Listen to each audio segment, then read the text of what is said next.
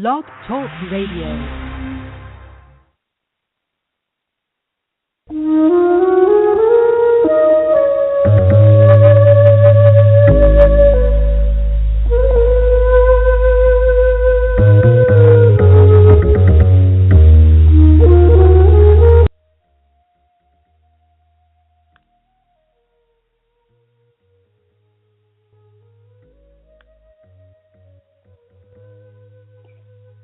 Greetings, and welcome to Quantum Healing with Candace. I am your host, Candace Craw-Goldman. This program was created to assist humans in this rapidly changing world, and its foundation is based upon the late, great Dolores Cannon's work. So thank you, Dolores, for continuing to be here with us. And also thanks to Greg Prescott and Michelle Walling at in5d.com for making this show possible. And this beautiful flute music playing in the background, which I'm hoping to get maybe a little better heard by you all, is courtesy of our dear friend and supporter of the show, Latita Teresa, and the title is Africanique. With humanity's new understanding and acceptance of the quantum world and the role that consciousness plays in shaping both our individual and collective reality, we have plenty of subject material. I am a full-time practitioner of Dolores' hypnosis method and had the honor and privilege of working with and alongside of her for several years. You can find out more about my practice at newearthjourney.com. And before we get started tonight, for those of you looking for a practitioner of Dolores' method, you may find these wonderful people at Dolores Cannon, QHHT.com. That's Dolores Cannon, QHHT.com. Also, if you would like to participate live on tonight's show, please call in the U.S. 646-716-8890. That's 646-716-8890, and we'll try to answer as many calls as possible. Tonight is December 4th, 2015, and I'm very excited about this evening's show, about as excited as any show that I've ever done, actually. I'm welcoming not only one, but two very special women to talk about Dolores Cannon tonight. Marilyn Dyke is a wonderful friend and a QHHT colleague who lives in Vancouver, Canada. I've had the great fortune to have worked with her in person, and I'm honored to call Marilyn my personal friend. I've known her for many years. She was and is a fine voice, not only of wisdom, but of integrity in our shared group, which is Dolores Cannon's original worldwide support forum for practitioners of her method of quantum healing. Marilyn's lifelong curiosity compelled her to explore many different subjects. She found that information that couldn't be explained in the usual manner was much more interesting than other material. Unusual ideas and theories piqued her interest, and through this search for knowledge, she explored the unexplained, and along the way she took an interest and practiced different healing modalities, including herbal medicine, flower essences, crystals, and Reiki. And when she discovered Dolores Cannon's book, Convoluted Universe Book 2 in 2004, she knew she had finally found an author who was receiving answers to many of her questions. It was her interest in healing that convinced her to take Dolores Cannon's Past Life Regression Level 1 class in 2009, and she continued her studies with Dolores and became a Level 3 practitioner in 2013. Hi, Marilyn. Stand by while I introduce Tamira. Tamira McGillivray, I think is better pronounced, is a professional astrologer and symbolist. And I don't even know what a symbolist is. Tamira, you're going to have to let me know, who uses a variety of energy techniques to help her clients uncover their potential and interact with the universe in a way that manifests their highest good in this life and place. She holds a BA in East-West traditions and ancient religions and astrology. She's a yoga teacher, a meditation coach, a Reiki master. She studied with Dolores Cannon as a QHHT practitioner, and she is certified level 2. She is a professional astrologer. She's also a teacher and board member of Kepler College and the past president of the local San Diego chapter of the National Council of Geocosmic Research. That's pretty interesting, too. I don't even know what that is. She'll have to let us know. She writes a monthly astro column for an online Canadian magazine, and she's the owner of Silver Disc Consulting, which is dedicated to connecting ancient wisdom to the modern world through speaking engagements, workshops, one-on-one consultations, and also a weekly blog. As a lifelong learner and teacher, she opens up new perspectives for herself and others through her work with a variety of energy techniques. Marilyn and Tamira and I will be taking an in-depth look at QHHT founder, author, and teacher Dolores Cannon's astrology chart. Tamira has discovered some very rare and unique connections between Dolores' chart and another very well-known figure that may help us to understand the very big and real topics of time and timelessness. So without further ado, I want to welcome both Marilyn and Tamira to the show. Welcome, ladies, to the show. Thank you. Yes, thank you. I'm so excited to have you here. I'm also so excited that our Skype connection is working. Yay, all of you people out there who put the white pyramid of light around the technology to make this happen. Marilyn, I'd like to start out by asking you, how did you and Tamira meet, and how long have you been friends? Well, I think we've been friends about 20 years, and really, Tamira and I met when I was first really seriously looking into spirituality, metaphysics. And I remember I was in a bookstore, and she was one of the people there who was doing classes, but also helping out. I think it was a Saturday, and so she literally followed me around and was talking about, I don't know, wolves, the different colors of wolves, I don't know. But anyway, she literally followed me around. And then finally, we talked some more, and I found out she was teaching some classes I was interested in. And then I took some classes. We worked together a lot with Reiki, and have just been, she is my rock, my go-to person for information, and is also a great motivator for me. And I wouldn't want to be in this life, as I said before, without Tamira. I think that was probably one of the points sticking points I made. I had to be here with Tamira. She's a lovely, sweet. And just I'm so pleased to have her as a friend. As am I, Marilyn. That's a very sweet introduction of our friendship. Yes, we've been friends forever and have done many, many things together, including our QHHT training. We did that together even. Marilyn insisted that we did it together. Now, where did you all take that class?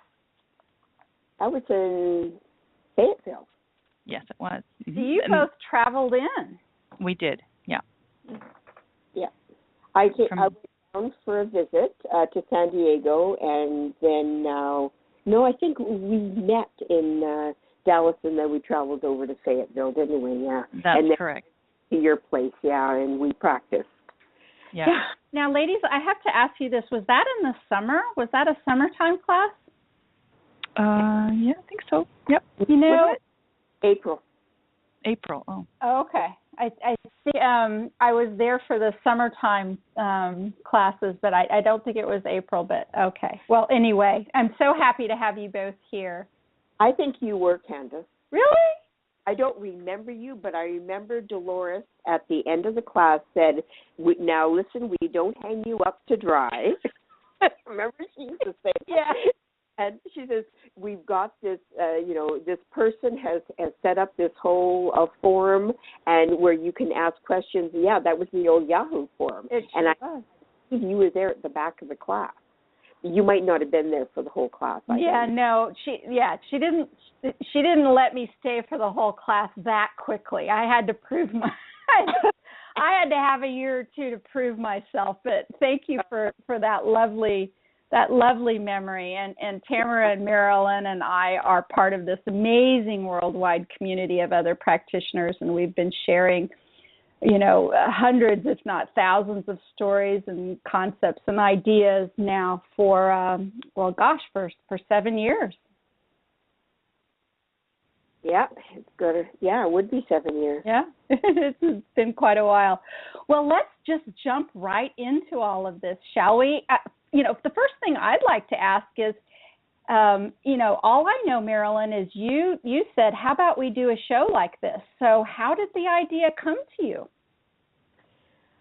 I think because this is years ago, I got Dolores's, somebody on the forum, I think, actually posted Dolores's birth information, and I looked up her chart, and I thought, oh, well, that's interesting, and then, but I'm not so sure it was the right information, and then recently I looked again, and I thought, holy cow, she's an 8th house sun sign. Isn't that, because I'm an 8th house sun sign.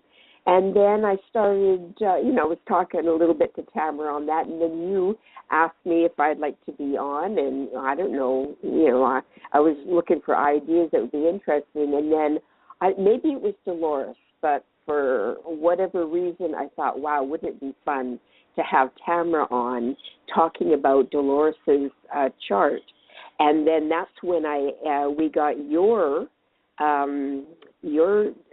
birth information, and I said to Tamira, and I think I said to you too, wouldn't it be a hoot if Candace had an 8th house sun sign? And there you are. I need to ask that. I know that Tamira wasn't quite ready to talk about this quite yet, but how many sun signs are there? Is the odds really, really high for that then? 12, and I don't know what the odds are. Maybe Tamira can tell us.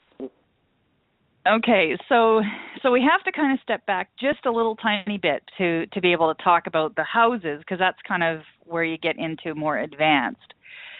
So what we need to know, first of all, is that when we're looking at an astrology chart, we're looking at it on a 2D piece of paper, or like it's a 2D piece of paper. You've got this print on it, and you've flattened out the night sky on this piece of paper.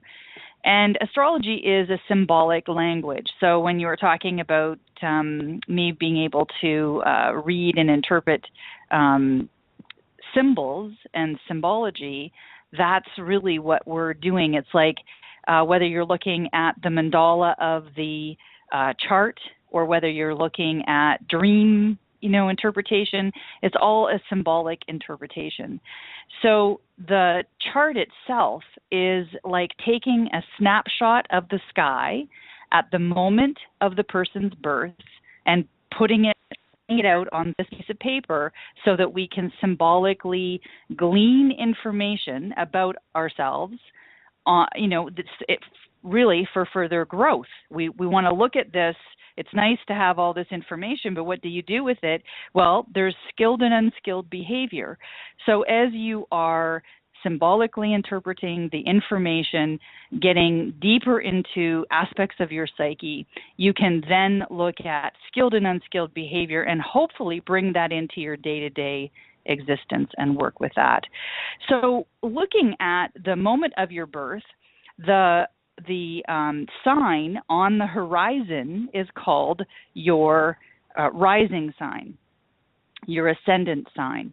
So that's like if you were looking at the horizon, there's obviously this big mathematical calculation that happens, but we'll say, you're standing out there, you're looking out the window at the moment of your birth, and this sign is on there, and the sign is the script.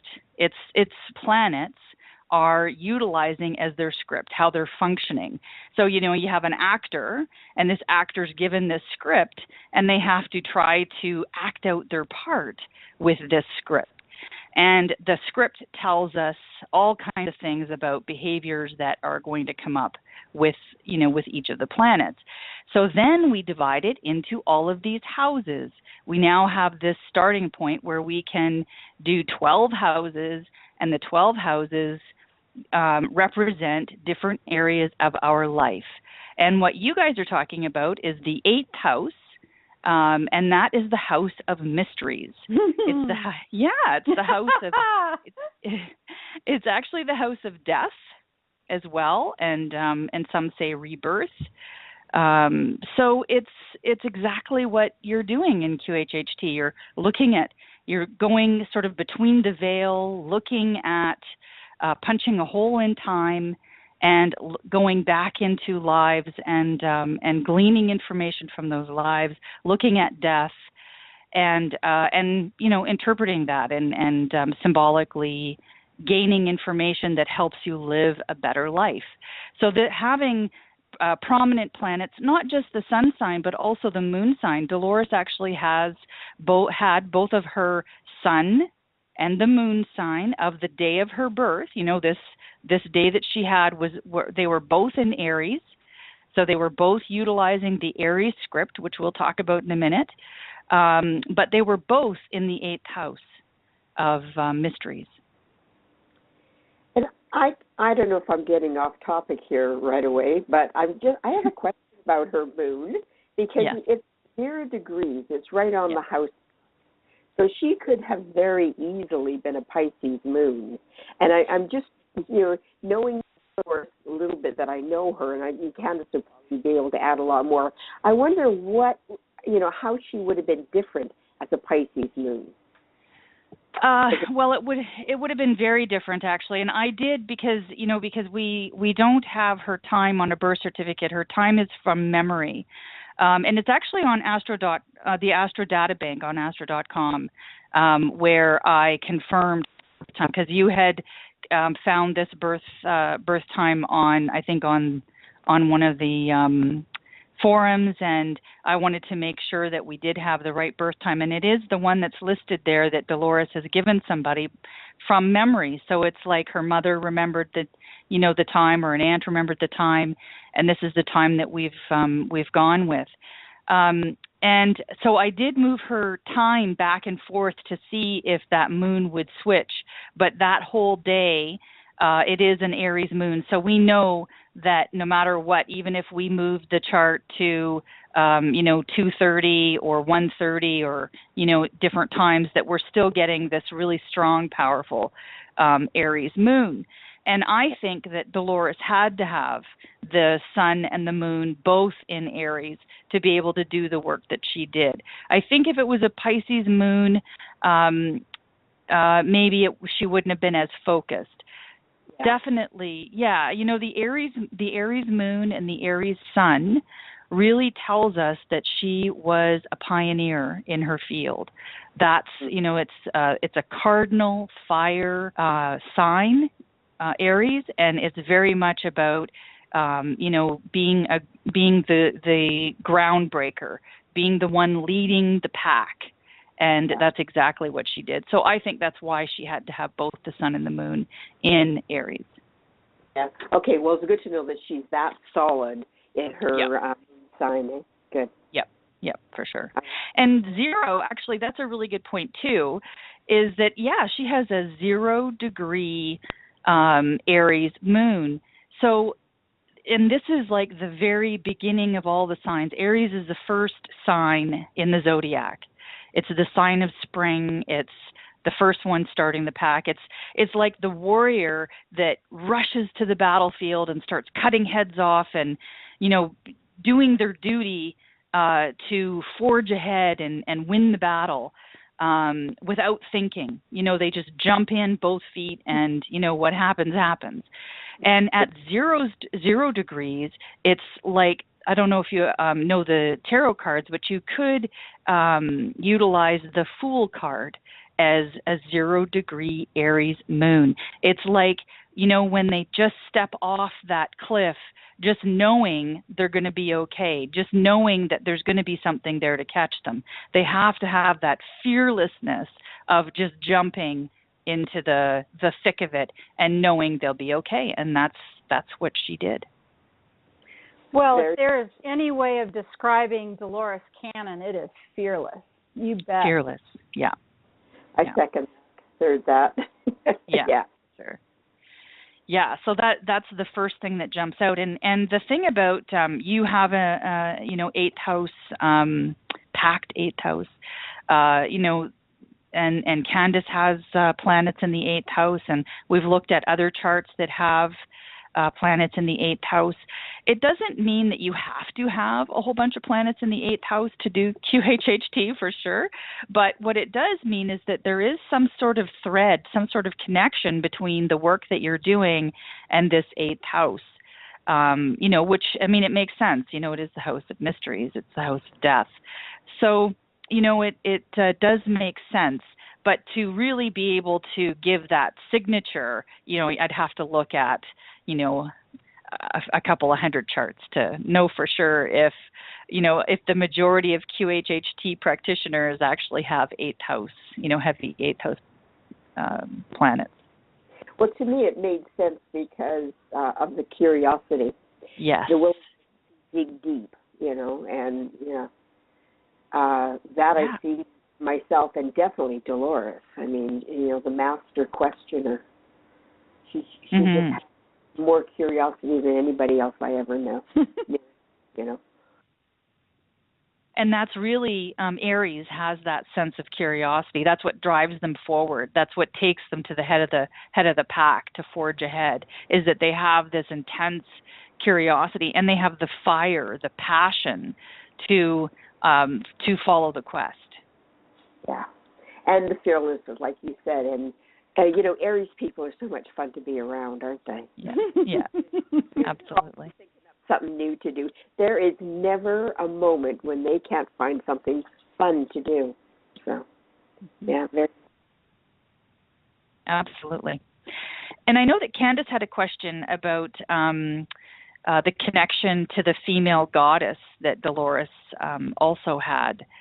So where do our connections to our feminine and our masculine come into the chart? Now, she has a very heavy masculine signature with this stellium. She's got what's called a stellium in the 8th house, which means that there's 3 planets in the 8th house in Aries, and her north node is there as well. We'll talk about the nodes in a minute. So she has this real masculinity, which probably, in her time period, like knowing when she was born and, the sort of the male being dominant at that time, that if you were a woman and you were doing groundbreaking work, you certainly had to be strong. And that's where she got her strength from, and that masculine energy that made her fit in to the sort of masculine era. But Dolores has a very, very beautiful Venus in her chart. Her Venus is in Pisces. And for astrologers, anybody who's an astrologer out there, her Venus is exalted. When a planet is exalted, she actually has several exalted planets. We shouldn't be surprised. She has several exalted planets. An exalted planet is when it is in a position of power, but it's a special kind of power. When a planet is in rulership, when it's ruling its own sign, when it's really powerful that way, it can be a ruler. It can be a nice ruler. We have nice rulers, and we also have dictators. It can be like the bad boy, cutting heads off and putting their feet up on their desk and drinking beer and, being badly behaved. But when they're exalted, it's like a king is visiting another country. He's still a king. He still has that prominence of a king, and he's got all of his people around him doing all the things they need to do, and he's got his soldiers with him making sure he's okay. But he's in somebody else's kingdom, so he's actually going to be better behaved. So exalted planets they say classically that they are better behaved than, and stronger in most cases, than planets that are in rulership. So her Venus was exalted, and that is very, very ultra feminine, and really would give her that connection to the goddess. It's also in her 7th house, and the 7th house is about our relationship. It's our house of mirrors is really what I like to call it. It's where we surround ourselves with people that mirror back to us this energy that we're trying to learn, this energy that we're trying to embrace in ourselves. So she would surround herself with, many goddesses, which, you could see in her classes. She had many goddesses that would come to her class. And this would be her mirror in how she would grow and understand her own femininity and embrace that.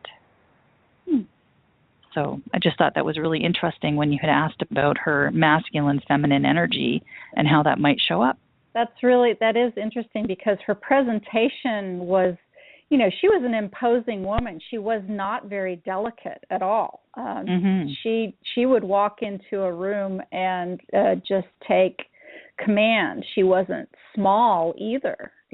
Physically she wasn't small, and her voice was deep, and again, she wasn't delicate. But how interesting is that there's the play, and then the connection with the divine feminine, which we all know is what's coming back into our world right now and into our time. But I would like to mention here her hands. Have you ever looked at her hands? And she used them. You could see them. She had the most beautiful hands, very delicate fingers. They always captured my attention. Yes. When I was watching her. Yes. And I wonder if somehow that has something to do with it. And that's how her beauty, in one physical way, really shone through. Gosh, Marilyn, what a beautiful observation. I've never heard anyone actually say that out loud, even though I've noticed it myself. I mean, some of the most compelling photographs of Dolores and her most compelling gestures are when she would bring her hands to her face. Yeah. And I don't know. I notice hands. I don't know why, but I do. I don't know if Tamira does, but I've always noticed that she's got a person who has a thin fingertips is a very sensitive person. This is how you read. I don't know much about reading hands, but this is the one thing I know that notes a person who's very sensitive.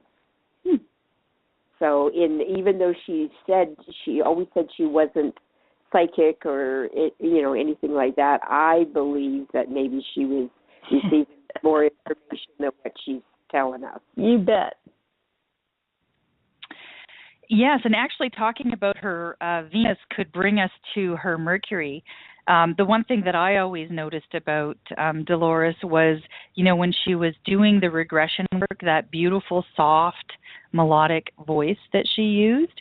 Well, her Mercury is how we communicate, not what we communicate, but how, the tool that we have to communicate, which, in one of those tools is our voice, another one would be writing, that kind of thing, was in Taurus.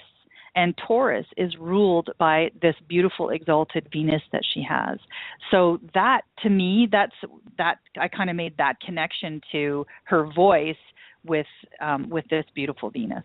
Yeah, that's so true. Wow, that's a good one, Tam. I didn't even notice that, but on that one.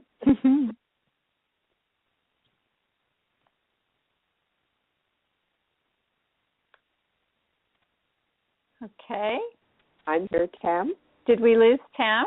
Oh no, sorry, okay. I was muted. Oh, that's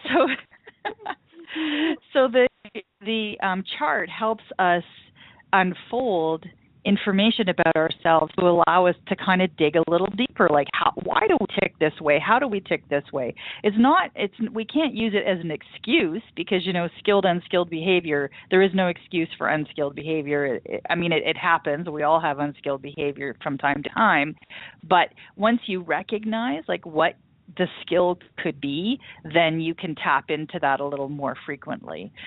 So these exalted planets that she had a couple other planets that were also exalted, they helped her be skilled, because the exalted planets are a little easier to work with, like her Venus. Venus is one of those planets that is a part of our physical body in the sense of magnetizing ourselves. So, when you meet those people and they have that magnetic quality, and you're like, oh, you really you want to be around them, or you're attracted to them, and you they're special in some way, because, we're all special, but it's just in how we magnetize our physical feature of our self. So it's the Mars is how we go out and get things that we need. It's that part of it's the push-pull of the magnetization. She had a very powerful Mars. Her Mars was in Leo, which is ruled by the sun. Very, very powerful. And this beautiful, soft Venus that was in Pisces, and this push-pull of these two energetic sides of her nature on how she went out and got what she wanted, and how she would draw towards herself what she needed. So, very beautiful. So, I guess we'll just continue along with her chart here on some of the things that I posted about her.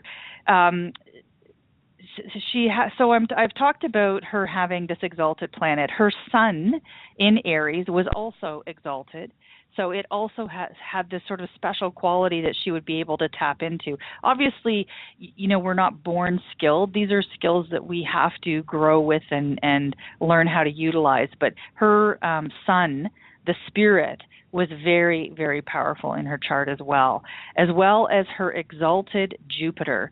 Jupiter is a really beautiful planet when it's functioning well, when it's skilled. Her Jupiter was in Cancer, and Jupiter is about opportunities and growth and wisdom. Hers was very powerful. It sat with a very powerful player that we're going to talk about a lot with Dolores, because I think it was a very integral part of her personality. And her Jupiter sat with her Pluto. And I think we've all probably heard the word Pluto. And I think if you haven't, if you have heard the word Pluto, then you kind of shake a little bit. You're like, oh, do we need to go there? Do we need to talk about Pluto? Pluto has this beautiful side to it as well as this really difficult side. But her exalted Jupiter sat with this Pluto and would help and support this Pluto considerably. Her Mars was in Leo. That was another beautiful part of her chart. And we look at what's called a dispositor tree.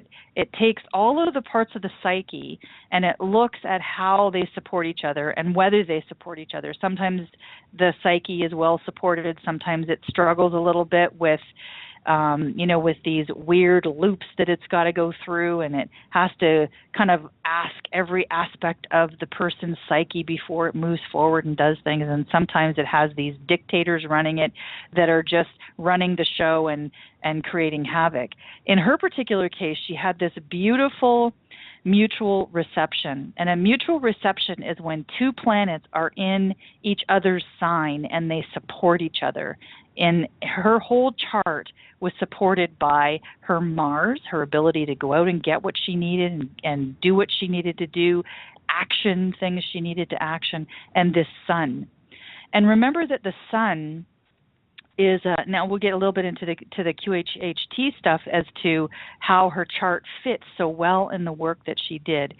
The sun is, it's our solar energy. It's connected to the greater self, to the greater being, to the observer self.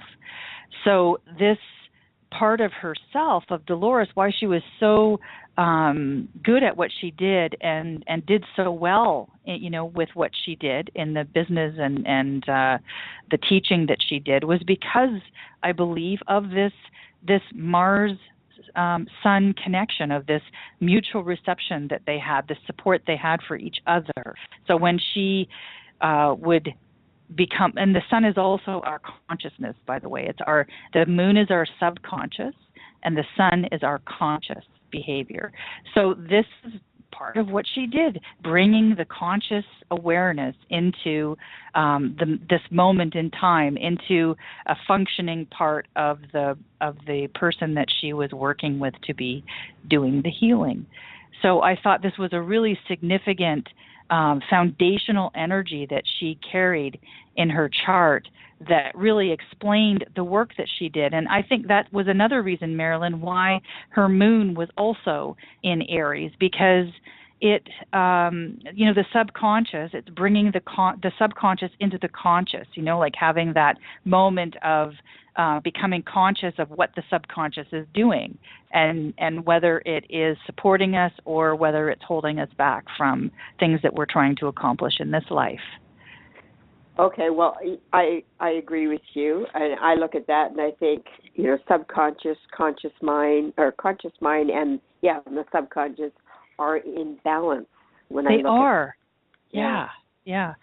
And then she has this really, I talked a little bit about the stellium, about this Uranus. The stellium, it's the sun, Uranus, and the moon that are all in Aries. And it's called a stellium. It's like a little pack of energy that is all like focused on one thing. And of course, it's the 8th house. It's the mysteries that she was focused on. But the Uranus, the planet itself, is about our higher mental capacity. It's our observer self. It's our genius. The Mercury is our lower mind, and the Uranus is our higher mind. And I thought, wow, how apropos is her sun conjunct this Uranus in the 8th house, because that's exactly where she took this. It's bringing the observer self, bringing the genius aspect of ourself into our conscious mind to be able to have a conversation. Well, not only that, I mean, the woman had a mind like a steel trap. Yes. I would love to be able to bring up details of sessions that she could, she just rattle on. I think she could go on for hours. True, Candace? She really could. I have this particular memory where somebody was asking her, and I don't even remember what the question was, because the question didn't matter. It was the way she answered the question that mattered. Somebody asked a very detailed question about something, and Dolores stopped for a moment, and she literally said something along the lines of, the answer to that question is in Convoluted Universe, page 193 or something like that. I mean, she actually pulled out a page number of where somebody should go. And maybe it was because she'd referenced it before or something, but it was just astonishing to me. She could just do that, and she did it all the time. I mean, she just rattled that off all the time. And what was so interesting to me, too, was that she would do this sort of presentation of an encyclopedic mind. She would do that on stage. And yet, when you were with her in a casual situation, walking to and from class or having a bite to eat or whatever, she wasn't like that. She she talked about the weather. She talked about food. It was just she was a very interesting woman in that way. Actually, that was something that you had mentioned to me before, too, so I wanted to see where that was in the chart. And I really believe that was the higher mind and the lower mind working. When she was on stage, that was the higher mind, the Uranus, that would stream information to her. And when you were with her in person and you were having lunch or going for a coffee, that was the lower mind. That's the Mercury. The Mercury was in Taurus. Taurus loves food. It loves, to just talk about everyday things. It's a very down-to-earth, aspect to having a Mercury, and also it's kind of slows everything down. So the fast pace of the Aries gets slowed down into this really more methodical thinking. Well, that brings to mind when we were doing the level 3, Candace, you remember, I mean, this just shocked me because I'd never been in a small group with Dolores before. But I mean, not only was she, you know, like as you know, the higher mind and the lower mind, she could flip back and forth, and it was like she was constantly running both, I would think, because you know, not only was she trying to teach us and critique our videos and whatnot, but she was also worried about, well, are you too warm? Are you too cold? What are the snacks like? Have you got enough? You know, are you sure you're okay? You know, she was so concerned about us. Yeah, that's the Venus talking. Yeah. Oh, the Venus. Okay, yeah. So she could just, just out of the blue, her mind would be off into just very everyday, mundane matters concerning whether we were feeling okay or whatever. It was quite interesting to see her like that. Mm-hmm. So just kind of diving a little bit deeper into her chart again here. So I mentioned briefly about the North Node, also in this, included in this 8th house. It's in this stellium. It's actually 1 degree conjunct this Uranus. And the North Node is pointing us towards growth. It's where we're trying to get to. Where we're coming from, there's another point in the chart directly across, obviously, from that, which is called the South Node. The South Node is where we come from, and some say that's our past lives, and that's how we connect to our past life, and past life information is through the South Node. So we can see that growth into new way of being, this new healing technique, this new way of talking to our higher mind was something that she was completely focused on. So this North Node, which is a very integral part in our chart, was part of this stellium. So that was pretty exciting when I saw that there as well. Yeah. Also, it's retrograde. So does that have any? They're all retrograde. All nodes. Okay.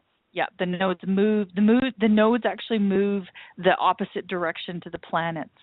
So, right. But they're very slow moving though. They take 30 years to move around the chart. And she was a very nodal person in the sense that when I looked at future events that happened in Dolores's life, the nodes were often involved. So this node being so integral in this 8th house and in this stellium, the nodes were very active. So, the karmic aspect of it, dealing with karma, dealing with people getting caught up in karma, dealing with growth, forward and letting go of past. This was very, very much a part of her life, and it shows very, very much in her chart as being very integral to that experience. Well, isn't that interesting? Because, of course, until the latter part of her teaching and life, I mean, she was known for Dolores Cannon's method of past life regression, and she talked about karma, all the way up until the end. Of course, towards the end, she was talking about the fact that much of karma and the concept of karma is being released and everything. But how interesting is that? I mean, she made her whole life's work about that. Yeah, I thought it was incredibly fascinating that it was so interesting. Sometimes the nodes are really active in somebody's chart, and sometimes they're not. And for her, they're embedded in everything she did. It was, revolving around these nodes. The other thing was the Pluto. I wanted to talk a little bit about her Pluto because it is it kind of leads into other things that we're going to talk about. Pluto is it's a very collective planet. It's very, very slow moving. So lots of us, share the same. It has all of our, Pluto will have the same script for, a whole generation. It's a generational planet. Where it shows up in the chart is individual, obviously, and the connections it makes to other planets is very personal. So the Pluto itself represents power and control. It represents the ego. And I know one thought that you had was, how was she able to separate herself from, negativity, or all the things that she was experienced in the work that she did, because there would be depression and darkness that would, that she's trying to deal with other people, and how do you deal with all that? I really feel that her Pluto being so connected to this really, really fantastic Jupiter certainly helped her with the Jupiter's exalted, remember, so he's in special, he has a special strength that he carries. And so it's like, how do you separate yourself from ego, like from becoming egotistical or having ego, kind of hanging over your head? The thing about Pluto is that you have to let go of your ego in order to gain true power. That's the deal. So as soon as you can let go of your ego, then the whole world opens up to you. And the work that she did, obviously you have to let go of the ego, just in the work, let alone all of the accolades that come with that, all the people that want to meet you and want to, be close to you and want to learn from you and all that kind of stuff. But that aside, just the work that she did, the method that she developed is letting go of the ego. So this Pluto was so integral in her learning about letting go of the ego, that when you let go of ego, when you let go of control, then you have all the control you desire, because we know that it's in your reaction to your environment. You can't change your environment. All you can change is how you interact with your environment, how you deal with your environment, and how you behave, within that environment for yourself. You can't change the actual environment that you're in. So I just thought, and also as we develop some of this storyline, as we start taking this a little bit further and looking at her chart with Nostradamus's chart, we're going to see that this Pluto is very, very integral to her relationship with him as well. Yeah. When she would teach and she would talk about the relationship that a facilitator would create with a client, she was masterful at that moment of really exemplifying that the story and the energy and the spotlight, of course, should always be on the client. And there are, some who would take the class that would need to be reminded of that, maybe a little bit more often. But when Dolores herself, when she was the facilitator, all attention, all focus, all energy was on the client, and she completely set her ego aside doing that work. And, think about the thousands and thousands and thousands of sessions that she did that way over all of these years, where she really did. She had to set that aside to sit in those sessions and allow that information to come forth like that. So that's really interesting. It is. It is very, very interesting, and it was something I wanted to, kind of dive into and look at in her chart. Her Pluto is actually in an exact opposition, so it stands exactly across from the Saturn in her chart.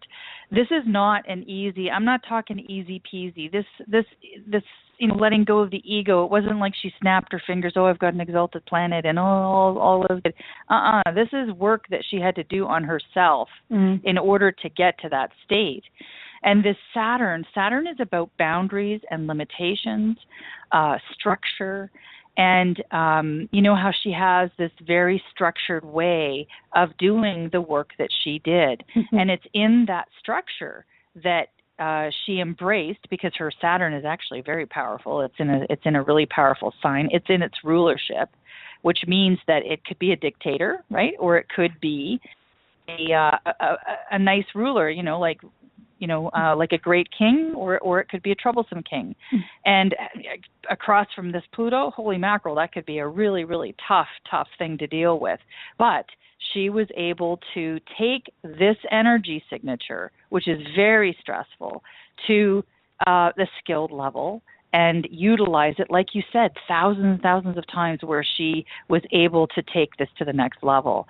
And I think that, the support of the chart, the support of the Venus in the 7th house, the support of having this really strong sun and powerful moon, and the 8th house things that she had would have supported that. But it didn't mean that Dolores didn't do work. Dolores had to work very hard in order to be skilled with this kind of energy. I think she really did work hard. When you think about it, and this may be kind of reaching back to something that you've already said, but about how she made things happen. I mean, this was the woman who, wrote these books and shopped them around to publishers, and then got pink slip after pink slip after pink slip. I mean, she was so determined and so focused and so strong, and then just flat created her own publishing house to publish her own books, so she was not going to be denied.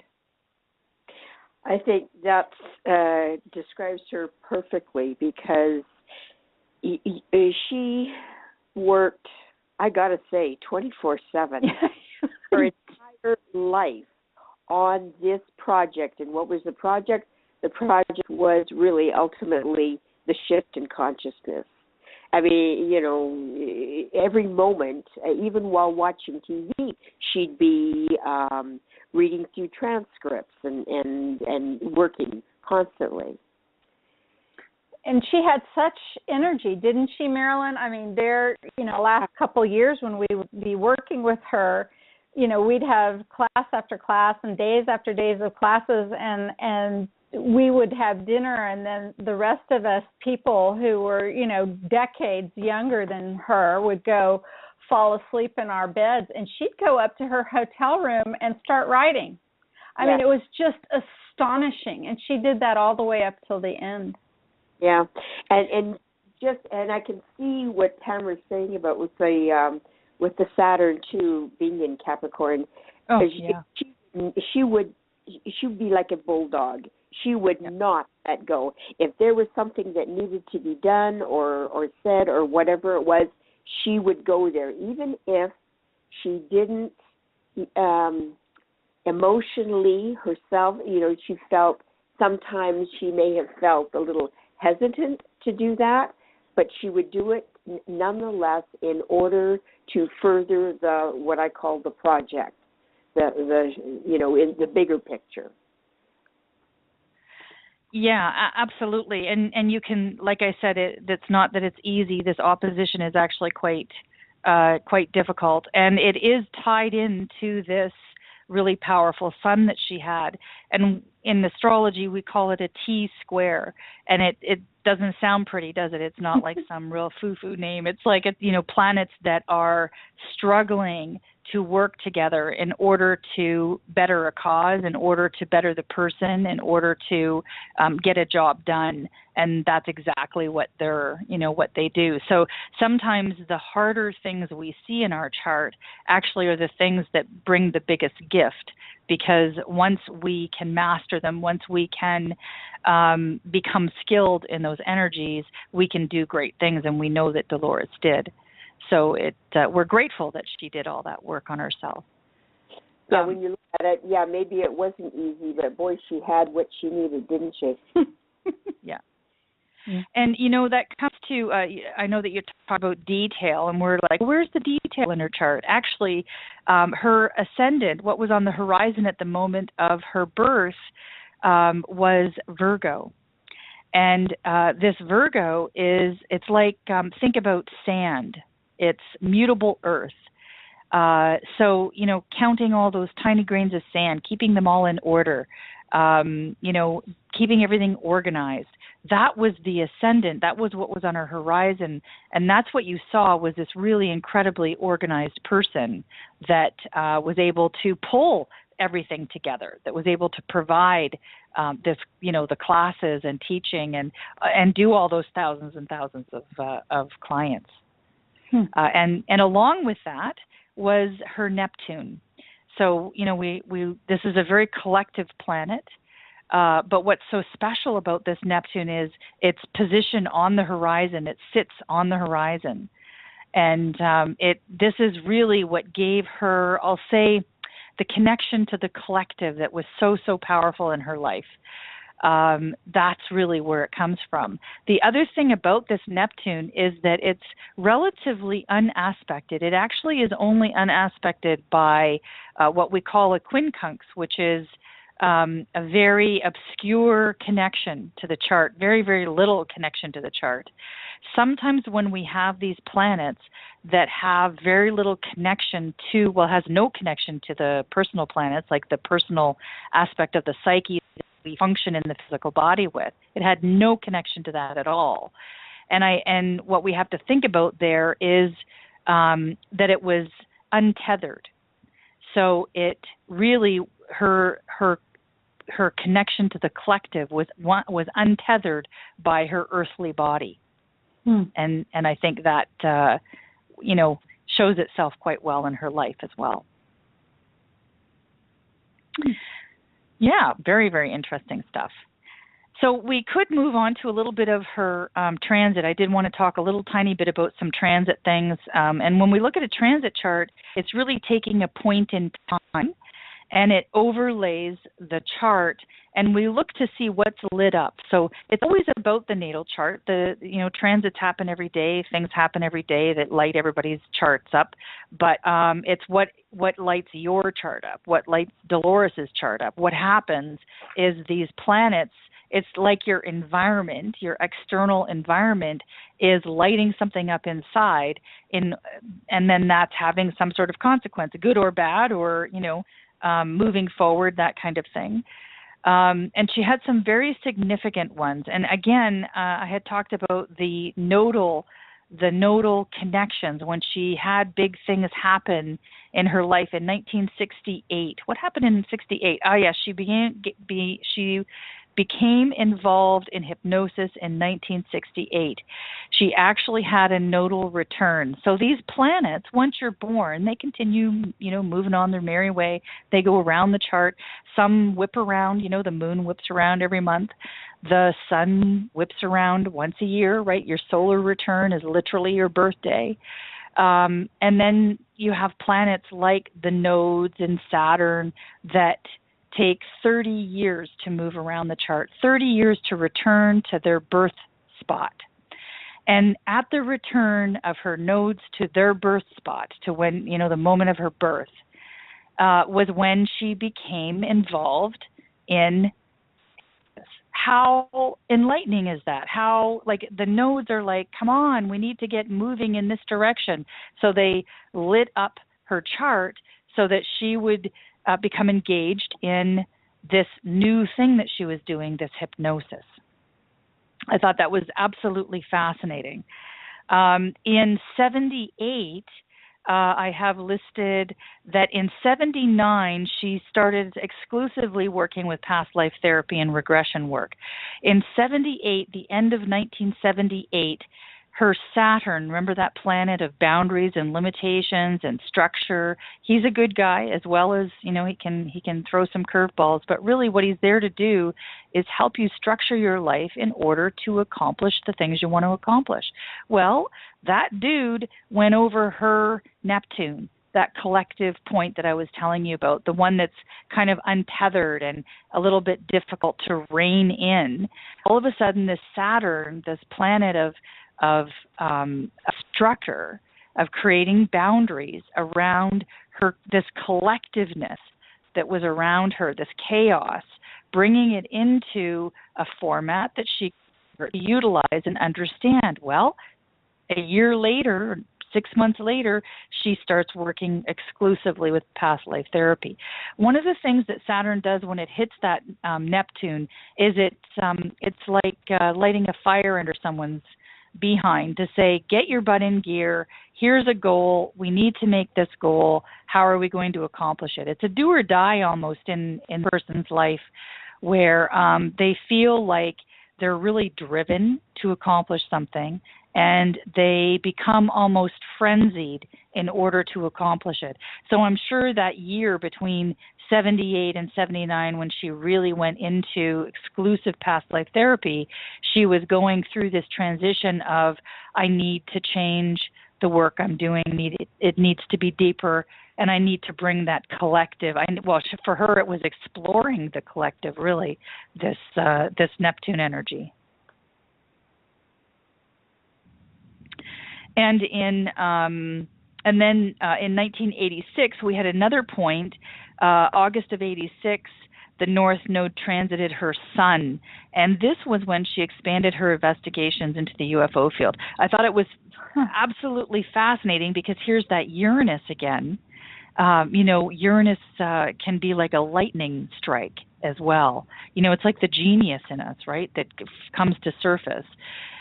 Here the node transits, that 8th house and starts to spark her thoughts about UFO and doing studies in suspected UFO landings and such.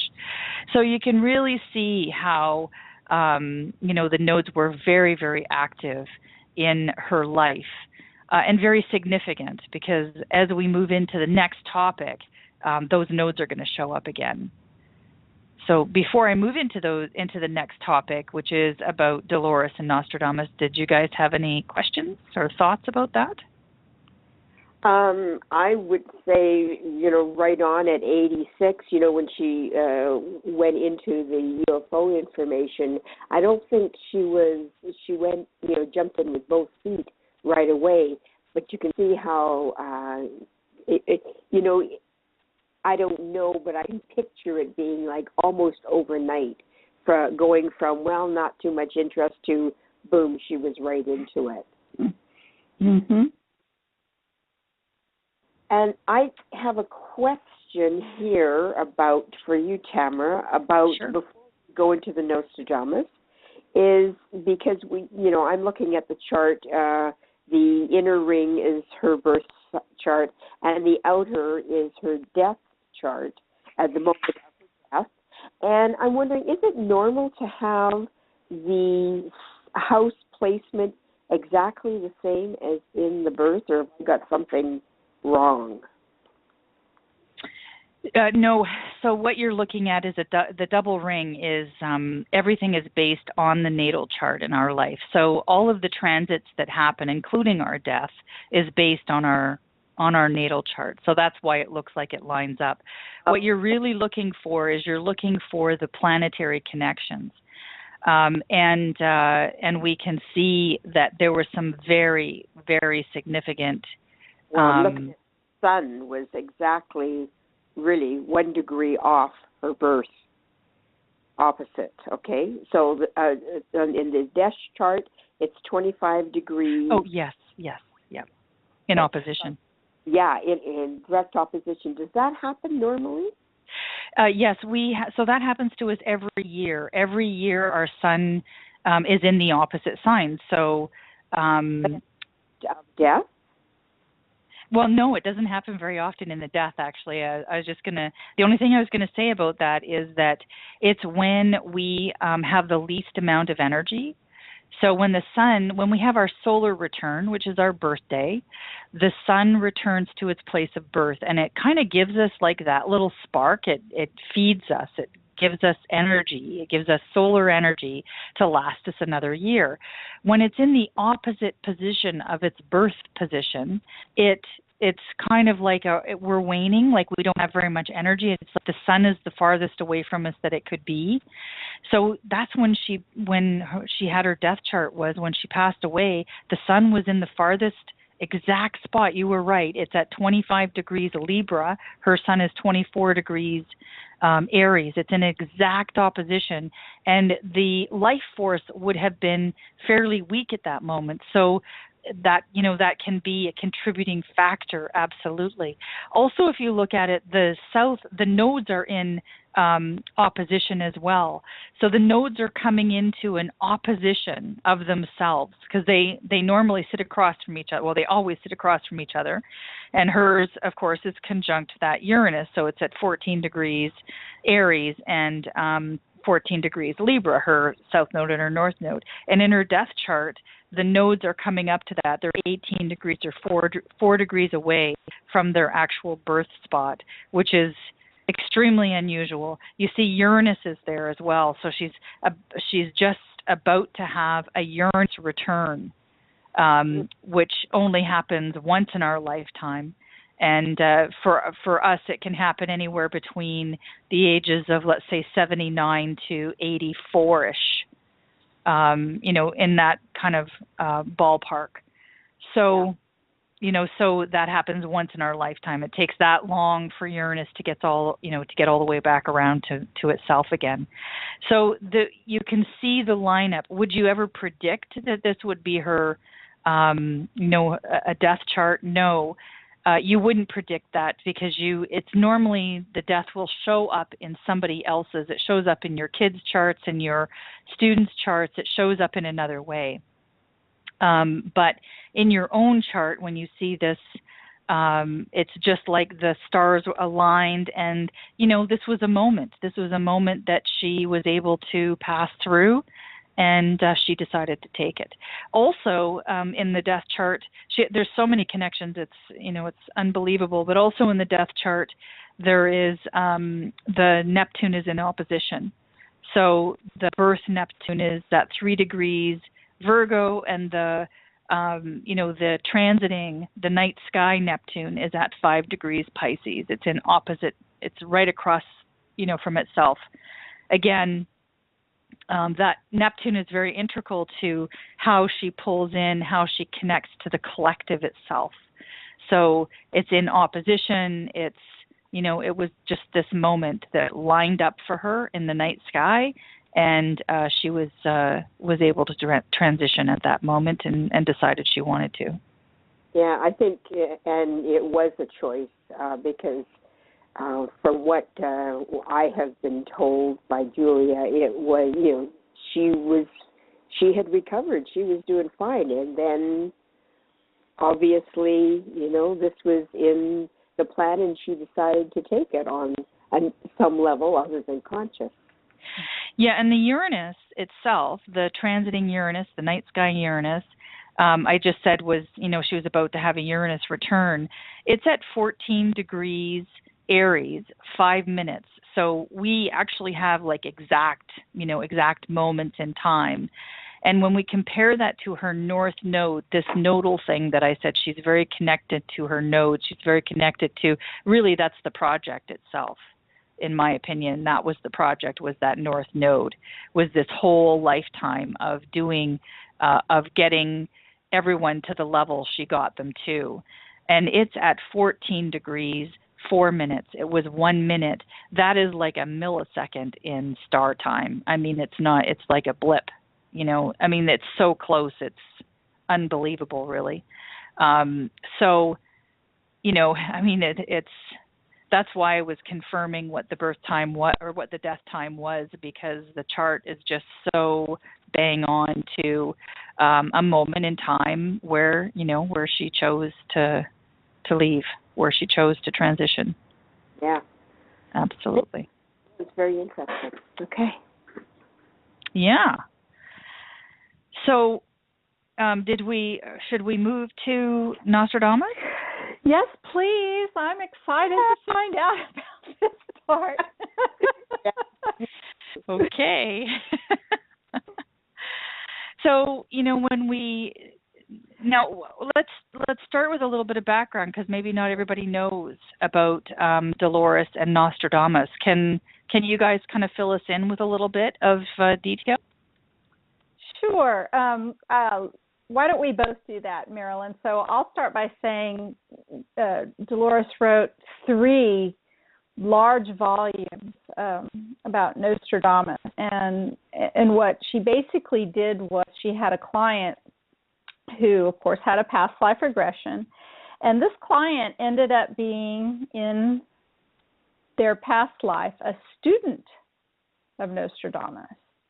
And in the explorations with this particular client as a student, so much of this student's life was, revolved around what I believe the client was a female, but it was a male student, a male life that she was experiencing, that was the student of Nostradamus. And so much of the questions that, and you can just imagine this, Dolores asking these questions, she wanted to know so much about, the teacher and the things that he was learning and everything. And I guess at some point, and it was a very pivotal moment, at some point during the regression, the client sort of said, as the male student, well, why don't you just ask my teacher directly? And then Dolores started speaking with Nostradamus. And they began this amazing relationship, and with Dolores and her curiosity and all of the questions that she would ask, he was, the perfect foil for her, because he was so interested in the occult and in the cosmos and in the mysteries of life and itself. But it became more and more interesting. So the books themselves are, in general, Dolores basically sitting there, and forgive me for if it sounds like I'm making light of it, because I'm really not. But she basically was kind of a stenographer. She just wrote down what the quatrains that Nostradamus had penned, hundreds of years ago, what they meant. She basically would go open the book and say, well, what did this one mean? And then Nostradamus would tell this is what I meant when I, wrote that one. This was what this was all about. So when Dolores wrote about Nostradamus, and when she had been and has been called an expert on him, it wasn't because of any theories that she had or any deep thinking. She literally was talking to this man across time and space. And most interesting for me anyway, and I'm hoping we learn about this a little bit, was that this conversation continued through multiple people. I think Marilyn, was it 12 different clients? Yes, 12 different clients, which has significance. I'm going to ask Tamira about later. Yeah, 12, right? Okay, I'm buzzing. I'm buzzing as I'm saying it. Right, so she made this connection through time and space with Nostradamus as he was alive. So not as a spirit, not as a person, not as a character who'd gone through a life and death, not as a past life sort of thing, but the living Nostradamus. He was alive at this time. So if you can imagine the scene was something like this. Nostradamus, back in the 15-whatever it was, I guess, 1540s, 1580s, something like that, he is sitting in his studio, in his office, and he is looking and meditating and putting himself into a trance, looking into a piece of shiny black obsidian rock. And he, in this way, somehow, by looking into this rock, makes a connection with Dolores Cannon, who is in Huntsville, Arkansas, in her office with a client who's in trance. And they start to talk to each other. So Dolores is using a living person, a client in trance, laying on a bed in, was it the 1980s? And I'm not sure when she was doing this, so the 1990s or maybe. She was talking to Nostradamus while he was looking at a shiny black rock, and they were speaking and having conversations across 12 different people and many, many months of talking. And speaking through what I call real time. Right. Like a telephone. Yeah, it's like a telephone, exactly. Very much like your dream. Yeah. And he had such he had such a personality, which came through in how he was, comments he would make about her education, because she didn't know Greek and Latin. and then when he found out that she was a woman, well, he was just like, how can I work with a woman? Because women in his day were not educated. I know. It's one of my favorite stories of all. you cannot deny that this wasn't real time. You know, when the personality comes through like that, is confirmation. But they worked on not all of his quatrains, but she said, I've got a video up of Dolores. It's a fairly recent one of her talking about Nostradamus up on my website, and it's under Dolores Cannon Speaks, if anybody's interested, because there's a lot of details there that it's been a while since I've read the book. Books. Now I forgot what I was going to say, but anyway, it was just that. About the different, mainly the quatrains that they worked on were the ones that were dealing with our time. Mm-hmm. So it's like he consciously knew that he was going to be connecting with someone to decipher these quatrains that had befuddled people for 400 years. And finally, they were going to be deciphered time when they were actually going to come to pass. Right. It's just so amazing.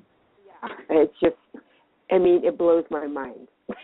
I think the part that, and this is just a humorous aside, but the part that I find amazing is when Dolores tells the story. They kind of, I guess, were shutting down a session. You know, they'd been doing this hour after hour after hour after hour, this translation and dictation, and it was at the end of one of these sessions they were getting ready to shut down, and they were talking about, I believe it was medicine and doctors, and Dolores said something about a doctor that she went to in reference to the doctor being a female, and this is when Nostradamus said something like, what do you mean, her? You know, it's a doctor, it must be a him. And that's when they started almost having a little argument. I just love this. If I could have been a fly on the wall. And Dolores says, well, you know, in our time, women are doctors and they're lawyers and they do, you know, they're physicists and they're anything that men can be. And that's when, you know, basically Nostradamus from back in his day says, get out. This isn't possible, which I find astonishing. You know, he's talking to a rock. A woman, you know, hundreds of years into the future, and this is believable to him. But the idea that it's a female person he's talking to really tests his believability factor. Yeah, yeah. And you know, what Tamira had said earlier about Dolores's strong masculine presence in her chart, you can see she wasn't going to back down to him, you know. Right. Information and get that through, and she wasn't going to back down. And it's probably just the type of personality that was needed to bring through this information as well. Mm-hmm. Yeah. So tell us, Tamira, what it was like to start investigating the connections between Dolores and Nostradamus. I was actually really shocked when I laid his chart over Dolores's, and I'm like, oh my God, this can't be. How can this be? Because it was so powerful. Not only are they connected in with his birth chart, but also his death chart is very connected to her natal chart as well. So I was blown away because some of the connections, you know, an astrologer could say, oh, well, you know, that's generational and there's like a whole bunch of people are going to be born at that time that will have that same connection. But then when you start to dig a little bit deeper, there's a connection between their charts that is very intimate to Dolores that you would not find with, you know, with a generational group of people being born. So it really does show that they have this really, really deep connection. The first connection I want to talk about is that there is this. So we talked about Dolores's Saturn and her Pluto being in opposition, and the Pluto being conjunct the Jupiter. So we've got this. Her having to learn about ego and setting aside ego and how she worked with power, and there's all these control issues, you know, that she had to work with, and that's one of the reasons why she set this stage, why she set the script that she set, because it makes people feel comfortable letting go and giving somebody else control. So we can see that. Well, we lay Nostradamus over top of her chart, and his Mars, that planet of action, the planet of going out and getting what you want, the physicality of ourself, is in a direct connection of minutes. It's at the same degree as her Pluto. It's at 18 degrees with her Pluto. That combination is actually very volatile. It's something to control that kind of intense energy. That's like a bomb going off. So here you've got this really, really intense connection. So not only do we have that connection, that we've got this Mars-Pluto, which lines up to that Saturn. Remember, the Saturn is the anchor. Well, if you look a little further, the Saturn is conjunct his Neptune. So Dolores' Saturn of boundaries and limitations is connected to Nostradamus' Neptune, which is about dissolving boundaries. It's about being a part of the collective where there are no boundaries. So this boundaryless connection is, how am I going to structure this conversation with Nostradamus and be able to punch a hole through time? Saturn is time, in order to connect with Nostradamus. This is the line, this is the power punch, this is the hole that was punched through time for her to be able to talk to him live. That's how I believe that line is activated in the chart. That's not the only thing that we've got that we're looking at, but it's just such a powerful, powerful signature between the two of them directly. And remember, they're born hundreds of years apart. So for this connection, to come up so powerful like this is just bizarre. Then we can move to, okay, we've got this really collective connection.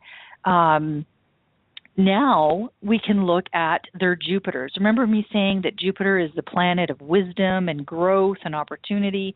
Well, guess whose Jupiters are conjunct? He has the same exalted Jupiter as she has. They're conjunct. They're sitting side by side. So it's this deeper level of, they share some level of wisdom. They share this opportunity in order for his wisdom to come through to our time period and be interpreted by Dolores. She may have called herself a scribe, but she still had to decipher his language, because even though, because he's speaking, a different dialect of English, so she's still going to have to interpret it to some point. Well, that's the Jupiter that's allowing her to connect to that innate wisdom that the two of them share in order to deliver the message. Actually, he was really miffed because he wanted someone that would speak French. Right. French or Latin. Right. Yeah. I was just going to say his native language was French, and oh my goodness. Yeah. Well, and funnily enough, there's actually two signatures in their charts together. So Dolores' Mars is in opposition to his Venus. So that's a little bit of a disconnect where, where you could see him saying, oh, a woman, oh my God, like why do I have to speak with a woman? And also a woman in power. His Pluto is squared Dolores' moon. So there was a really powerful, again, remember, square is not a nice, pretty word. It's like difficult. So it's a difficulty they had to overcome, the feminine energy to the power, to the masculine power. So they had to overcome that, and they did overcome it. They did, because remember, when we come up against a square, when we utilize that energy in a skilled way, great things come from it, and that's exactly what happened. Mm-hmm. Well, in support to that energy, that square was going on, that lunar energy, the moon, this powerful moon that Dolores had in Aries, we've already talked about, his north node is in a direct connection, a direct conjunction to this moon. That's where the personal thing comes in. You're not going to find that anywhere but with Dolores and Nostradamus. That's the mind blower. So then his north node, the direction he needed to go in, was to connect to Dolores's subconscious, which, you know, Dolores brought to her consciousness. Her subconscious was not buried where she wouldn't be able to take this connection and move it to the next level. Dolores has this connection between her subconscious and her conscious. And that's where they took this information and brought it to us. It's just so fascinating. Tamira, how did this, you know, I'm a baby when it comes to astrology, so I really, you know, there's so much that I don't understand, and quite frankly, some of it's still kind of going over my head, although you're doing a fabulous job explaining it. Good. Some of it, you really are. Some of it is still, I'm learning I need to have a couple lessons in this, but what is it, how is it that they magnetized or created the connection? Do you know what I'm saying? Yes. So that to me is the Mars, Pluto, Saturn, Neptune. It's all in a line. It lines up in the chart. So it's literally a linear line in the chart. They are in line. His Mars to her Pluto, to her Saturn, to his Neptune. They're in a straight line, a linear line. That to me is the whole punch through time. So that literally, when you say, you know, they're meeting, their connection, they're working together, was written in the stars. It was written in the stars in that exact way. Yes. And how about this then? Like the timing that when they first discovered each other, and I mean, how does that all play in? Well, I would love to have that exact time, and maybe that's something we could pursue, you know, and write about later, is that I want that exact time, because somehow I'm going to look at, because I can look at his chart and I can look at her chart and somehow try and bring that moment that happened, the window of opportunity that came for two of them to connect. But it really is, it's the nodes, the moon, that is such a personal connection. It's a connection through the soul, through you know, the past and the future, because the nodes are where the past and the future come together. You can't have one without the other. That's the thing about the nodes. They're always in opposition to each other. The past is always in opposition to the future. So this is where it all came together, through Dolores's moon. Now his moon, which is at 15 Scorpio, is in opposition to her Chiron. So his soul, his patterns and habits that he developed to function, because the moon is how we function in our day-to-day life. It's our subconscious. It was in an opposition to her Chiron, and Chiron is the wounded healer. It's about the wound we need to heal over lifetimes. It's the wound we carry lifetime after lifetime after lifetime until we get to the point where we're skilled enough to be able to heal it. So again, an opposition means that it's not an easy thing. It wasn't an easy thing for him to do this, but it was through his ability to connect to this rock, to the level of depth, because that rock took him into his subconscious, took him down into his subconscious in order to heal. What did he want to heal? He wanted people to actually get his message, because the message had been lost. Dolores's Chiron is conjunct her Mercury, her ability to communicate.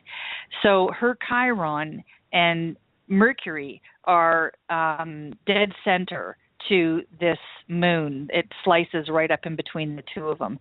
So we know that the communication, the writing, the healing, this wasn't just for Dolores. Yeah. This was for Nostradamus. He needed this healing to happen.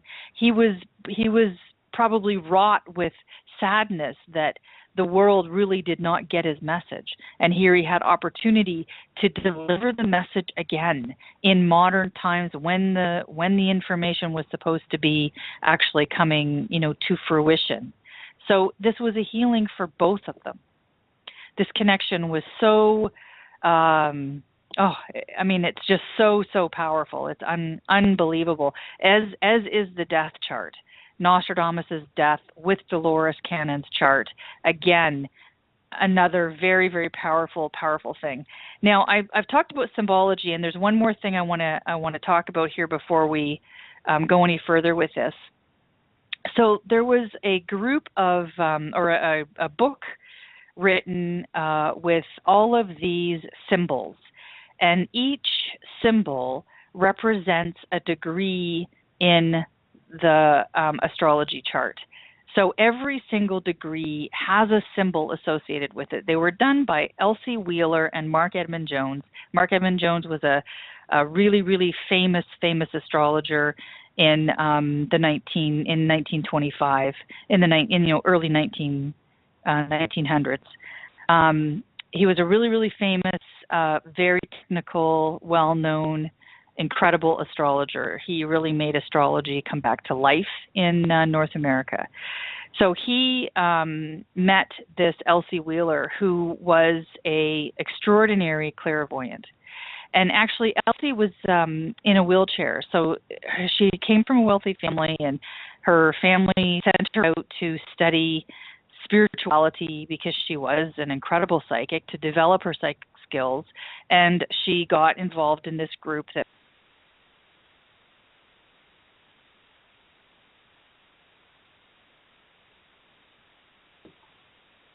Okay, so can everyone hear me now? I'm going to go to the chat room and see if you all can hear me.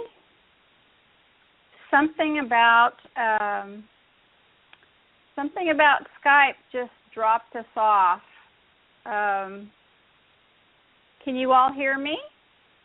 Yay! Alba says hi. Okay, so we're going to reconnect via telephone. And I see that we have Tamira right here. Hello. Hi, Tamira. Hi. I'm so glad you're there. That was weird. Hey, it just dropped us off there, and wow. Yeah, I'm not sure why we have to jump through these technological hoops, but thank you all for remaining with us through these difficulties, and hopefully we can get Marilyn. Marilyn, I hope that you can give us a call and join us. Join us again. But let's see. Quite frankly, I'm so distracted by getting us back online. I'm not exactly sure where we were. I can tell you that there was only about 20 or 30 seconds before I let you know that we were offline. So if you could just back up that far, we were talking about Nostradamus. Mm-hmm. Yeah, okay, so what I was talking about was that I was looking at the degrees of significance in the chart, and I used these symbols called Sabian symbols, and I was kind of talking about the origin of them. They were channeled by a woman in 1925 called Elsie Wheeler. And Mark Edmund Jones was a really famous astrologer at the time, and wrote lots and lots of books on astrology, and he worked with her on these symbolic messages that kind of followed every degree around. Why that's so significant, why I needed to tell you that, is that the 18-degree Pluto, it's 18 and some, so we always take it up to 19. So we've got 19, we'll just go round numbers, 19 degrees Pluto for Dolores, 19 degrees Mars for Nostradamus. And where it really jumped out at me and was kind of shocking was when I looked at his death chart. His sun was at 19 degrees Cancer. His sun was conjunct his Mars, which of course is conjunct her Pluto, and it lines up that hole that they've got punched in between between the worlds, like this line of communication, this direct communication. It's not past life, they're talking direct. So his sun is conjunct this. So I'm like, well, what in the world does that symbol mean? Like, let's get some depth in this. Like, where's the Sabian symbols take us with this? Well, when I looked it up, I kind of fell off my chair. It's making levels of commitment to a person or a project. It's vows of allegiance. It's new ventures, and it's union. That's the meaning of that symbol of 19 degrees Cancer. I was blown away because really it gives us that level of understanding. What were these guys doing together? They had made a commitment to come together for this project. And it was a sacred vow that they took, expressions of loyalty. It was sanctified unity. So it just blew me away. Oh, my gosh. I know. It just was so deep. I am buzzing all over with that. Yes. So what you're saying is there was like some sort of soul contract here. Yes. Absolutely. No question in my mind. They had made a contract to each other. They made a commitment to each other that for this project, that not only would they bring the information to us, but from Nostradamus, but also that Dolores was here fulfilling her contract in taking us to the next level, in connecting us to our conscious mind, in developing this technique that allowed us to move through time, and realizing that we do have the ability to punch a hole through time, to talk to a live person, not just to a past life. That's what really blew me away, is that it is possible. And that's what they brought us. That's just absolutely amazing. So phenomenal. Actually, we're seeing MJ Ollinger, our amazing researcher of the Dolores Cannon work. She's doing indexing for our incredible original support forum group. She's putting something here in the chat room.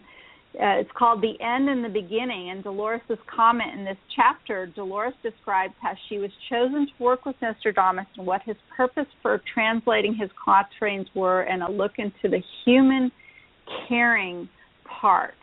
And Dolores says, I've been wondering why he chose me to be the one to do this. Did I have any kind of an association with him in a past life? Nostradamus responds, not because of any karmic association. Dolores was most strategically located somehow on reference to, and then I'm not exactly sure. That's just so astonishing. Yeah. The stars literally lined up for them to be able to do what they did. Wow. Yeah. It's pretty phenomenal. Wow. So I had to make sure I was able to bring that to you guys, so you guys could ponder that. That's astonishing. Yeah. And I know, and you made some sort of comment that it was almost as if they were the same person. Yeah. Well, that's the way to me that it came across in the chart, was that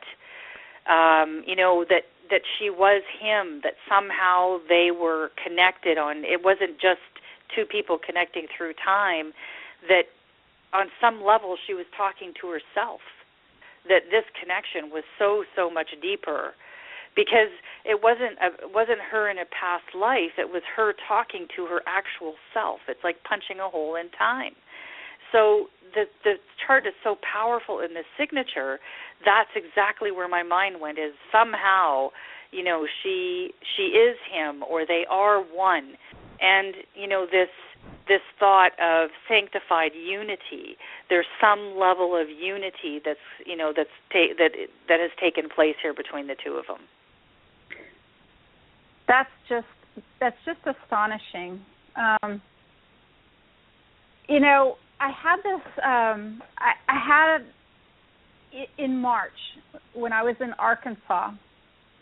I was very close to where Dolores worked, where I was staying that night. And I had several dreams, 5 as a matter of fact, 5 dreams in a row about Dolores. This was March of this year. And each one was incredibly powerful, but one dream was about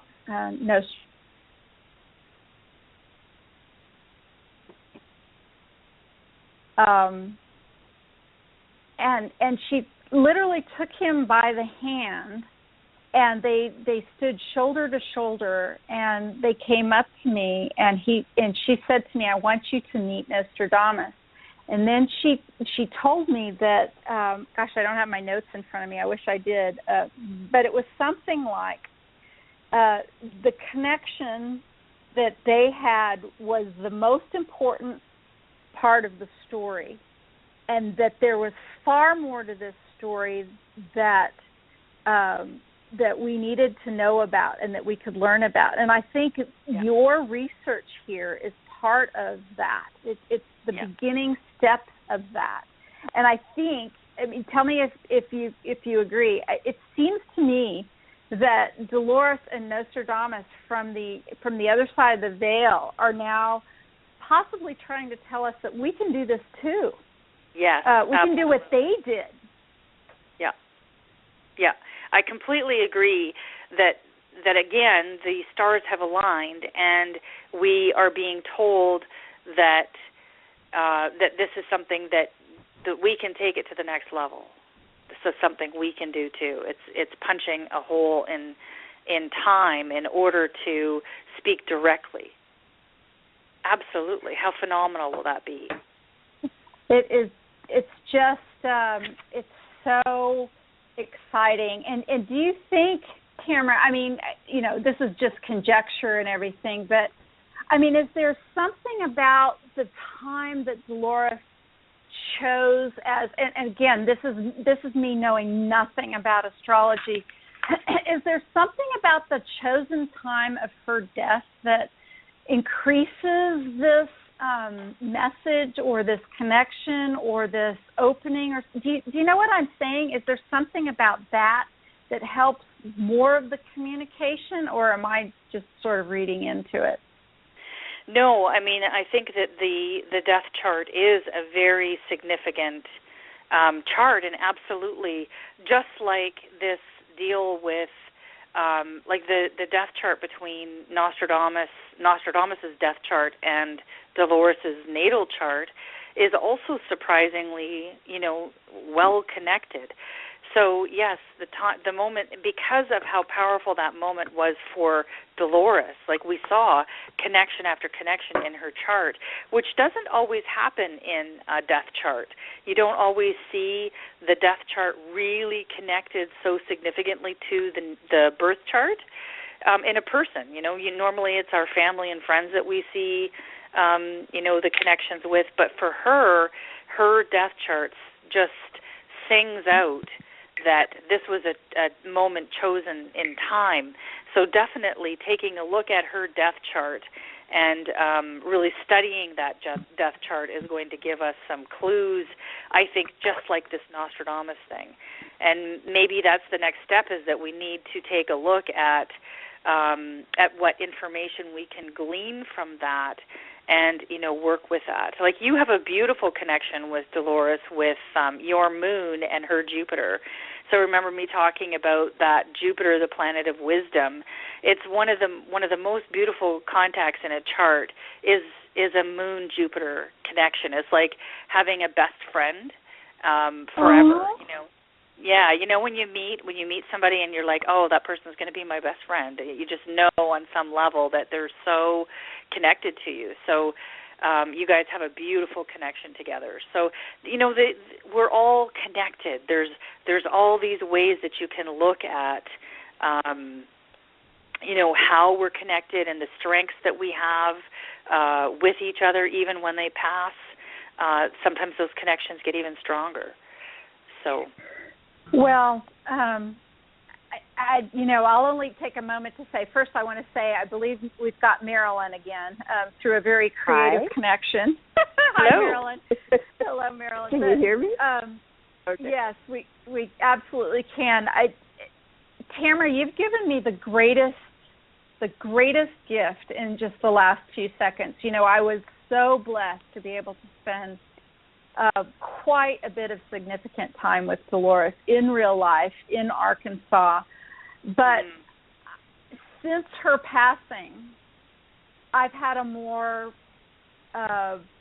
continuous connection with her and conversation and communication with her, and it's been growing steadily, both in sort of a meditative state and also a dream state. I'm getting lots of connections, lots of information, and what you just said about Moon and Jupiter, I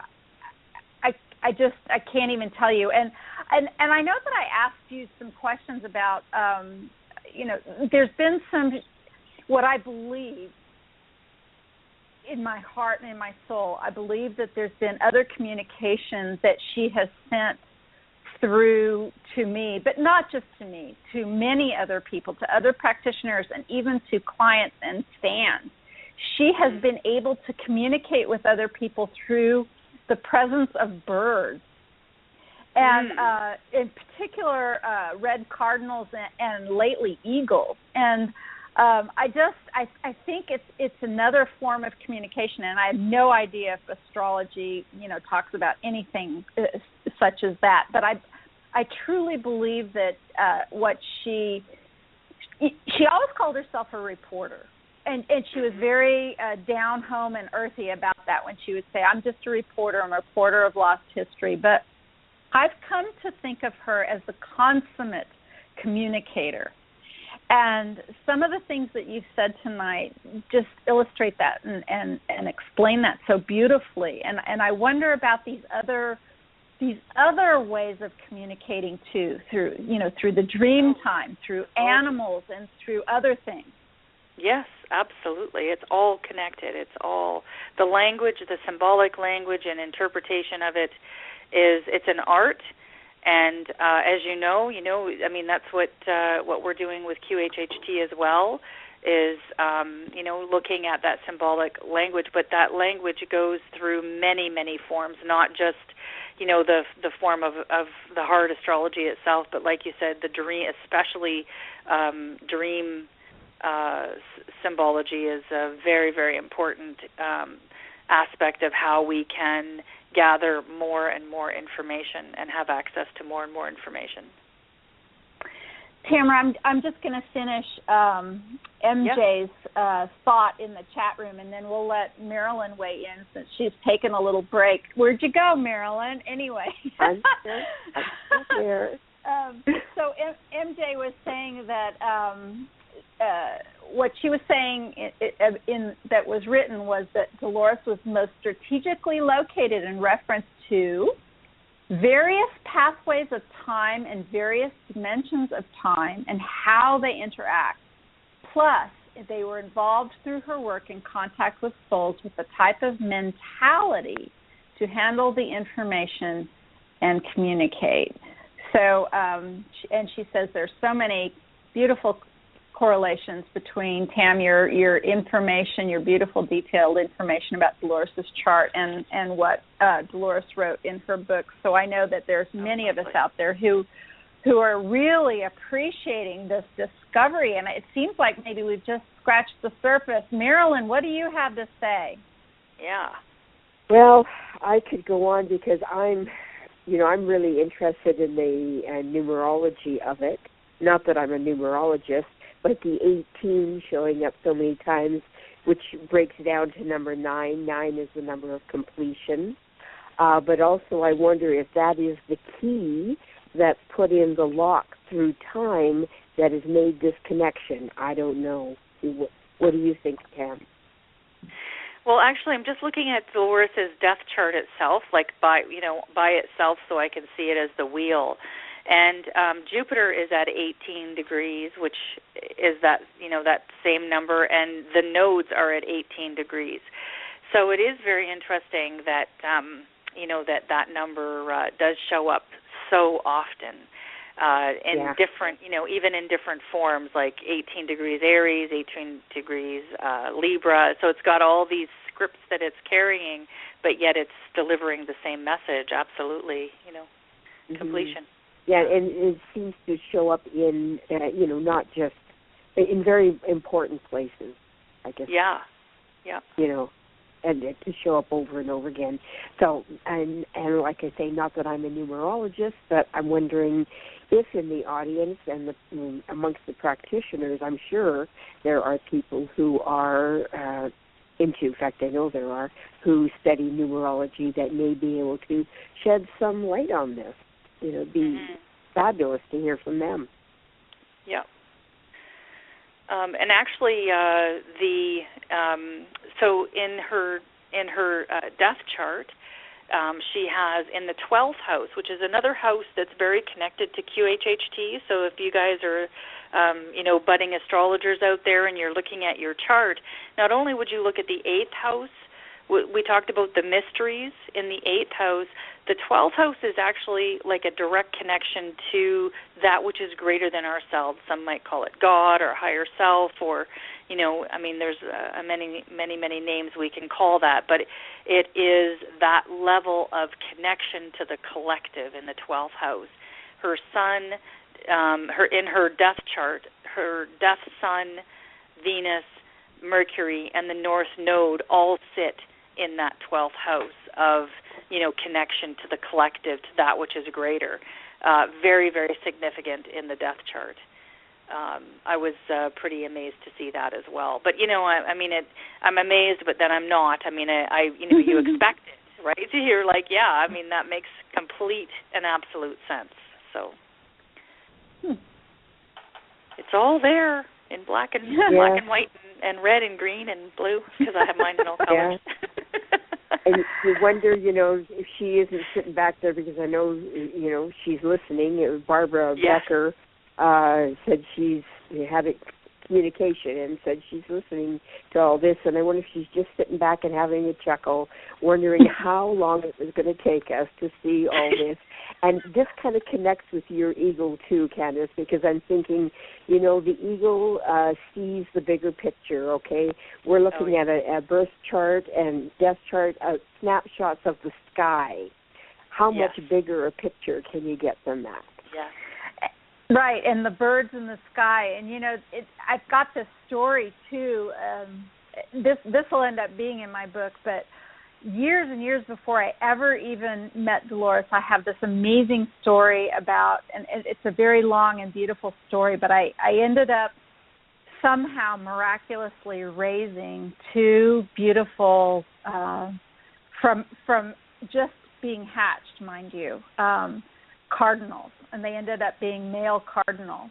And I never, ever, ever, as much as I love cardinals, and I always thought it was nice and keen and sweet that, Dolores's, bird was a cardinal, I never connected them until I had another kind of communication from her not too long ago, where she was telling me that it was like a precursor.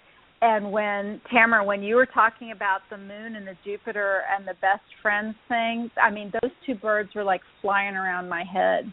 And me raising these birds, that was 5 years before I ever even heard of Dolores Cannon. That was back, Marilyn, when you were first just reading her Convoluted Universe 2 book, which, by the way, I believe was the book that was sent to me in the mail by just an online friend, which is how I also was introduced to Dolores Cannon.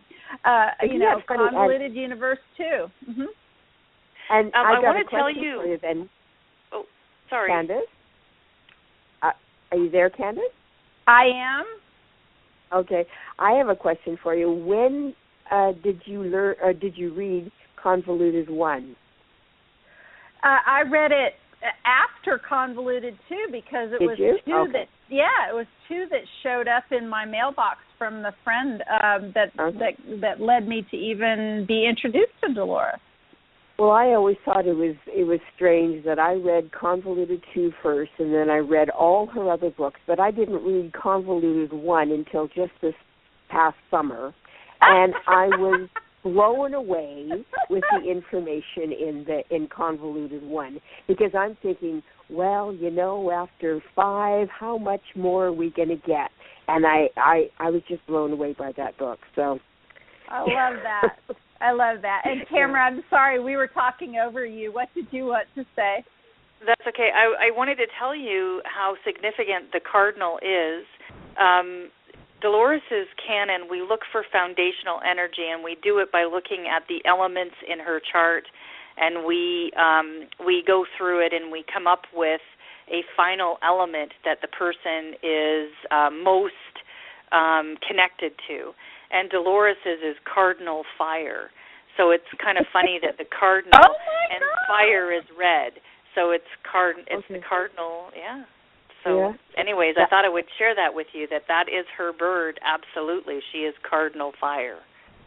That's brilliant, Tamira, because I've thought about that. I haven't ever thought about that. And we're constantly making cardinal references, and we have cardinals in our rooms where we work, and it's always about the cardinal, and I never put 2 and 2 together there. Yeah, it's her foundational energy. It's and not because her sun is there. It's actually, we go through a whole process of looking at all the planets, and there's a calculation that we make, and her foundational energy, Dolores' foundational energy, is cardinal fire. So it is the cardinal bird for sure. It's very nice. Yeah. How incredibly wonderful is that? That's just icing on the cake on top of everything else that we've learned tonight. That is so brilliant and so beautiful. Well, there you have it, guys. That's just to taste, to whet your taste buds and get you interested in digging a little deeper into the astrology, the mystery of astrology, and how it might be able to help and get us a little deeper. Well, you've got me as a client coming up. I want to know more about my chart now for sure. Absolutely. I definitely know. Well, ladies, this has been such a joy and such a pleasure. I want to thank you so very much for joining me this Friday evening and telling everyone, your discoveries and your thoughts. And why don't we tell our listeners how they can find both of you in the future? Marilyn, how can people find you if they're looking for QHHT sessions in the Vancouver area? Okay, I'm at bodysoulapothecary.com. I believe it's up on the screen, and you can find me there. Wonderful. Thank you so very much. And Tamira, where exactly are you located? Yeah, actually, I am now in the east coast of Canada, so I'm actually in Nova Scotia, and I'm in Halifax, Dartmouth, which is a particular area of Nova Scotia. So you can get a hold of me either through my website, which is silverdisc.ca, or you could email me at tamira@silverdisc.ca and connect there. Well, thank you so much again, ladies. You're very welcome. It was wonderful. It was such a fun night. It was. It was so much fun. It was so much fun. I thank you so much. So again, I'd like to remind those of you out there who are looking for a practitioner of Dolores' method, if you're not on either coast of Canada and you might want to find maybe someone else around the world, you can find them at Dolores Cannon, QHHT.com. That's Dolores Cannon, QHHT.com. And you can find out more about me and my own practice of QHHT at newearthjourney.com. And I also have a little BBS radio show on every other Tuesday, and it's called New Earth Journey. And as we say good evening, I'm going to try to play our wonderful friend. There we go. Latita Teresa's flute music again as we close the show. And Latita is a composer and a musician, and a performing artist, an author, and a storyteller. She began her career as a flautist for the District of Columbia Youth Symphony Orchestra. Her dexterity and musical ability is known no bounds. She excels in the varying fields of pop, classical, jazz, new age, and musical theater. Accordingly, she unites her original passions for classical, Renaissance, and Baroque music and the velvet rhythms of jazz. And you can find her at latita.com. Thank you so much, Latita, for allowing us to use your beautiful flute music for our show. And thank you so much for joining us, all of you in the chat room, all our Facebook friends and N5D friends. And join us again next Friday evening where we're going to have an excellent show. We're going to talk baseball. Yes, we are. We're going to talk baseball with Lou Gehrig, who there's an interesting story there, and look forward to next week's show with Quantum Healing with Candace. So thank you all, and good night.